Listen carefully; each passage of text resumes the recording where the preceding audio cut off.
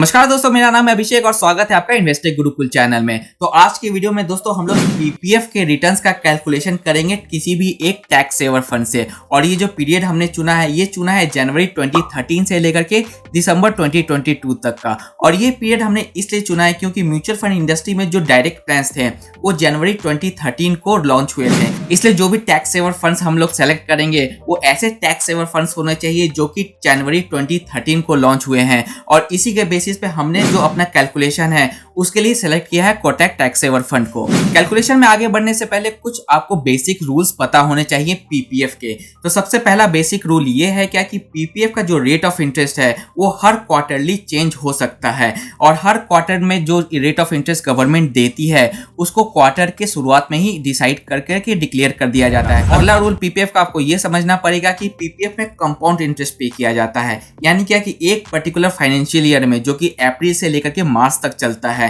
इस पीरियड में आपका जो भी इंटरेस्ट आप एक्यूमुलेट करते हैं उस टोटल इंटरेस्ट को आपके प्रिंसिपल अमाउंट में ऐड कर दिया जाता है। जिसका सिंपल सा मतलब ये है क्या कि आपको इंटरेस्ट के ऊपर में भी आपको इंटरेस्ट दिया जाएगा, जिसे हम लोग कंपाउंडिंग इंटरेस्ट कहते हैं। और तीसरा रूल आपको ये समझना पड़ेगा कि पीपीएफ में अगर आप 1 तारीख से लेकर के 5 तारीख के बीच में जो इन्वेस्टमेंट करते हैं उस इन्वेस्टमेंट के ऊपर में आपको उसी महीने से इंटरेस्ट मिलना शुरू हो जाता है। अगर 5 तारीख के बाद में आप अगर इन्वेस्ट करते हैं तो उस पर्टिकुलर इन्वेस्टमेंट पे आपको नेक्स्ट मंथ से इंटरेस्ट पे आउट होना शुरू हो जाएगा। अब बात करते हैं ईएलएसएस फंड की, जो कि हमने कोटक टैक्स सेवर फंड को सेलेक्ट किया है। तो कोटक टैक्स सेवर फंड का पिछले 120 मंथ्स में हर महीने के पहले तारीख को जो भी एनएवी उसकी डिक्लेयर्ड हुई थी उस एनएवी के अगेंस्ट में हमने सारा कैलकुलेशन किया है। तो चलिए बढ़ते हैं अपने एक्सेल शीट के ऊपर में और इस कंपैरिजन को देखते हैं। लेकिन इस कंपैरिजन को दिखाने से पहले दोस्तों मेरी आपसे एक हम्बल रिक्वेस्ट ये है कि अगर आप मेरे चैनल पे नए हैं तो प्लीज प्लीज प्लीज इस चैनल को सब्सक्राइब करना ना भूलें।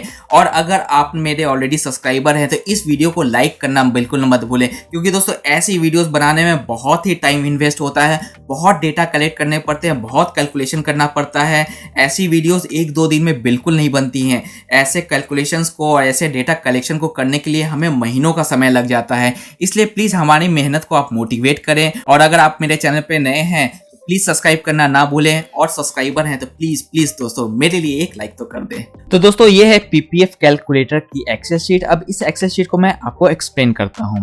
तो जैसे हमने लिया है कि हमने 2013 जनवरी से हमने इसमें इन्वेस्टमेंट शुरू किया है। तो यहाँ पे जो आपको 2013 में ओपनिंग बैलेंस है वो 0 है। और हर मंथ का यहाँ पे आपको डिस्क्रिप्शन दिया हुआ है। हर मंथ हम लोग यहाँ पर 10,000 रुपए डिपॉजिट करेंगे, और जो भी डिपॉजिट करेंगे वो हम लोग 5 तारीख से पहले का डिपॉजिट करेंगे। इस कॉलम में आप रेट ऑफ इंटरेस्ट देख सकते हैं जिसको कि गवर्नमेंट ने डिसाइड किया है इस पर्टिकुलर क्वार्टर के लिए। तो इस एक्सेल शीट में हमने सारे रेट ऑफ इंटरेस्ट 2013 से लेकर के गवर्नमेंट ने आज तक जितने भी रेट ऑफ इंटरेस्ट दिए हैं उसका कंप्लीट हिस्ट्री इस एक्सेल शीट में कैप्चर किया गया है। और इसी रेट ऑफ इंटरेस्ट के बेसिस पे पीपीएफ के कैलकुलेटर में सारे कैलकुलेशंस किए गए हैं। तो ये तो हो गया इंटरेस्ट रेट वाला कॉलम। अब यहाँ पे हो गया है ये है इंटरेस्ट कि आपको उस महीने में आपके डिपॉजिट पे कितना इंटरेस्ट मिला है। अब इस रेट ऑफ इंटरेस्ट के अगेंस्ट में आपको कितना इंटरेस्ट मिला है वो यहाँ पे कैलकुलेट किया गया है। अब ये interest against this rate of interest कैसे कैलकुलेट किया गया है इसको मैं आपको कैलकुलेटर से समझाता हूँ।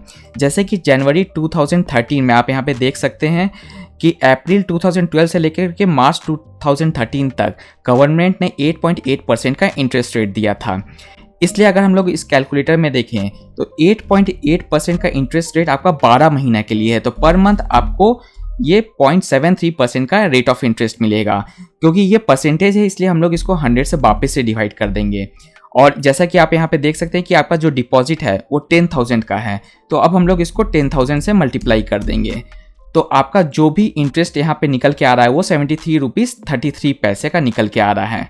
इसी तरीके से मान लेते हैं क्या कि मार्च 13 में आप यहाँ पे जो भी इन्वेस्टमेंट कर रहे हैं वो अगर 5 तारीख से बाद में कर रहे हैं तो आप यहाँ पे ये देख सकते हैं क्या कि जो रेट ऑफ इंटरेस्ट है वो भी अगेन आपके पिछले मंथ के बैलेंस पे कैलकुलेट किया गया है। यानी कि पिछले मंथ का बैलेंस 20,000 था, उसके बाद में आपने 10,000 रुपये इसमें ऐड तो किया लेकिन वो 5 तारीख के बाद में ऐड किया। तो 8.8% के हिसाब से आपको वापिस से 146.7 रुपीज का आपको इंटरेस्ट मिला, जो कि सेम था आपके प्रीवियस मंथ से। तो चलिए इसको वापिस हम लोग रिवर्ट कर देते हैं। तो इस तरीके से आपका जो भी डिपॉजिट यहाँ पे है वो यहाँ पे शो किया गया है, रेट ऑफ इंटरेस्ट यहाँ पे शो किया गया है, उस रेट ऑफ इंटरेस्ट के अगेंस्ट में जो भी इंटरेस्ट मिला है वो यहाँ पे शो किया गया है, और फाइनल जो प्रिंसिपल बैलेंस अमाउंट है उसको यहाँ पे डिनोट किया गया है। अब जैसे कि हमें पता है क्या कि हमारे देश का फाइनेंशियल ईयर शुरू होता है अप्रैल से और खत्म होता है मार्च में। तो हमने जैसे कि डिपॉजिट शुरू किया था जनवरी 13 में, तो इसका जो डिपॉजिट लास्ट हम लोग करेंगे वो मार्च 13 में करेंगे। इसके बाद में आपका नेक्स्ट फाइनेंशियल ईयर शुरू हो जाएगा। इसलिए अभी तक आपने जो डिपॉजिट किया है वो 30,000 का डिपॉजिट किया है।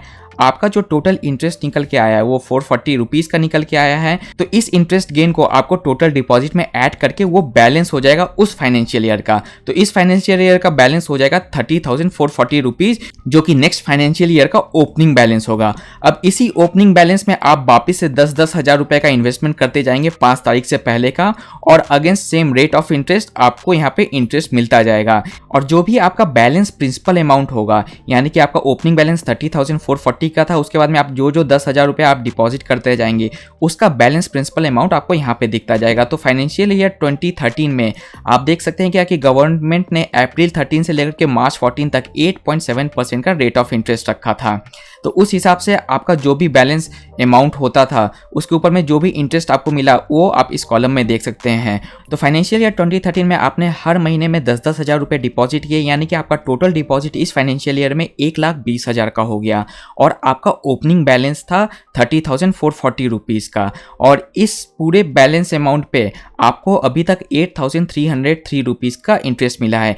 इसलिए इस 8,303 रुपीज़ के इंटरेस्ट को आपके बैलेंस अमाउंट में और आपके टोटल डिपॉजिट में, इस तीनों को एक साथ में ऐड कर दिया जाएगा, तो आपको यहाँ पे न्यू बैलेंस देखने को मिलेगा। तो इसी तरीके से इस कैलकुलेशन को आगे बढ़ाया गया है। फाइनेंशियल ईयर 2014 में भी आप यहाँ पे देख सकते हैं कि जो इंटरेस्ट रेट है उसके अगेंस्ट में सारे इंटरेस्ट जो भी है यहाँ पे कैलकुलेट किए गए हैं। तो चलिए बढ़ते हैं इसके फाइनल सेल की ओर। तो फाइनेंशियल ईयर 2022 में जैसा कि अभी दिसंबर का महीना चल रहा है और हम लोग ने जो कैलकुलेशन किया है वो दिसंबर तक का किया है। तो फाइनेंशियल ईयर 2022 में अभी तक हमने 90,000 रुपीज़ यहाँ पे डिपॉजिट कर दिए हैं, और टोटल इंटरेस्ट अभी तक जो हमें मिला है हमारे बैलेंस अमाउंट पे वो 87,994 का है। और यही interest gain for this financial year ये जाके ऐड हो जाएगा आपके ओपनिंग बैलेंस में, प्लस आपका जो टोटल डिपॉजिट है उस फाइनेंशियल ईयर का। तो आपको जो फाइनल बैलेंस अमाउंट आपका दिसंबर 2022 में निकल के आ रहा है वो है 17,80,472 रुपीज़। इसी कैलकुलेशन को अगर हम लोग फाइनल स्टेटमेंट में देखेंगे तो आपका टोटल इन्वेस्टमेंट आज की डेट तक में हो गया है 12 लाख रुपए।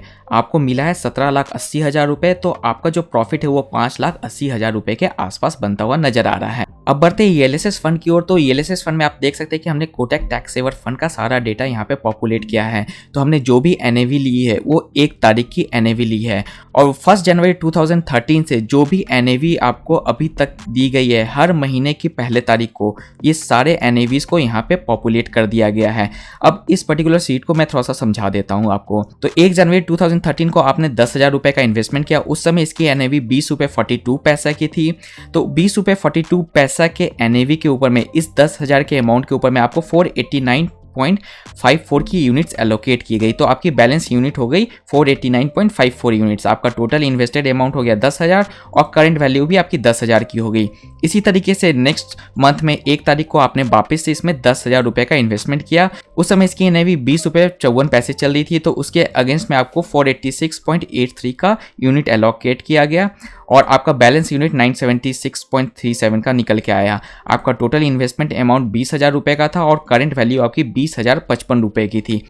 इसी तरीके से ये कैलकुलेशन आगे बढ़ता जाएगा, और हर महीने 1 तारीख को आप जब भी 10,000 रुपये यहाँ पे इन्वेस्ट करेंगे उस डेट को जो भी NAV रहेगी उस NAV के अगेंस्ट में जो भी यूनिट्स आपको एलोकेट किए जाएंगे उस यूनिट्स को आपको इस बैलेंस यूनिट्स में ऐड कर दिया जाएगा, और यहाँ पे आप उसका टोटल इन्वेस्टेड अमाउंट देख सकते हैं और उसकी करंट वैल्यू देख सकते हैं। तो ये जो भी कैलकुलेशन है ये 1 जनवरी 2013 से शुरू होती है और ये फाइनली एंड होती है 1 दिसंबर 2022 को, और अभी तक आपका जो फाइनल यूनिट है वो 33,095 यूनिट्स आपके पास में एलोकेट हो चुके हैं, और अभी तक आपने 12 लाख रुपए का इसमें इन्वेस्टमेंट कर दिया है, और जो फाइनल अमाउंट आपका निकल के आ रहा है वो 29,39,884 रुपीज़ का निकल के आ रहा है।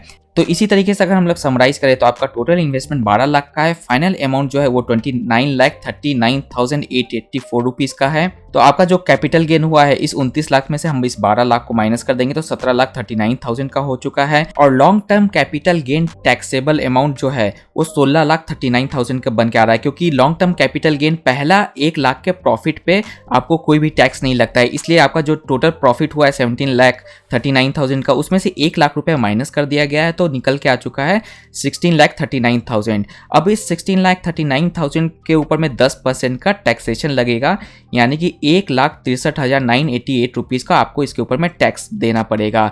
उसके बाद में जो आपको अमाउंट इन हैंड मिलेगा, इस फाइनल अमाउंट के बाद में जो अमाउंट इन हैंड मिलेगा इस टैक्स को घटाने के बाद में वो है 27,75,000 का। तो इसी कंपैरिजन को अगर हम लोग समराइज करेंगे तो आप अगर पीपीएफ को जनवरी 2013 से लेकर के अभी तक चलाते हैं तो आपके पास में फाइनली जो अमाउंट निकल के आता वो 17,80,000 का निकल के आता। और अगर आप कोटक टैक्स सेवर फंड में अगर आप इन्वेस्ट करते या कोई भी टैक्स सेवर फंड में आप इन्वेस्ट करते तो अप्रॉक्स आपके हाथ में जो अमाउंट निकल के आ रहा होता आफ्टर टैक्सेशन वो 27,75,000 का है।